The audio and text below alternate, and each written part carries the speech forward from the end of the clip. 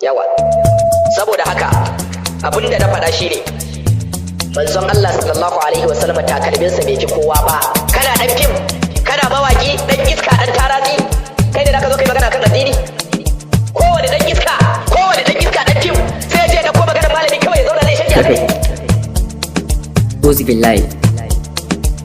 billahi bari in fara korar shaidanu kafin in zo kanka. Na ji ka ce takalmin annabi wai bai fi ka ba, to bari in faɗa ma abin da kai baka san shi ba. Takalmin Tinubu ba wanda bai fi a dangin ka ba, ballantana takalmin annabi Muhammadu. Kai yanzu na gane cewa kai din fa ba malami bane. Da ke damun ka hauka ne ko jahilci ne? Malamin ka bai faɗa ma darajar annabi bane, bai faɗa ma cewa nan gurin bagun wasan ka bane. Kura takalmin annabi wallahi tafi babanka. Inda ka shigo hannu ba za mu koya ma darasi, wadda ta haife ka wallahi babu yafiya. Me kace mawaki ne kake kira da jahili? To ka sani jahili wallahi baya waka. Takalmin annabi dai wallahi ya fi babanka. Takalmin annabi dai wallahi ya fi babanka. Takalmin annabi dai wallahi ya fi babanka. To ka sani jahili wallahi baya waka. Is us on the mix.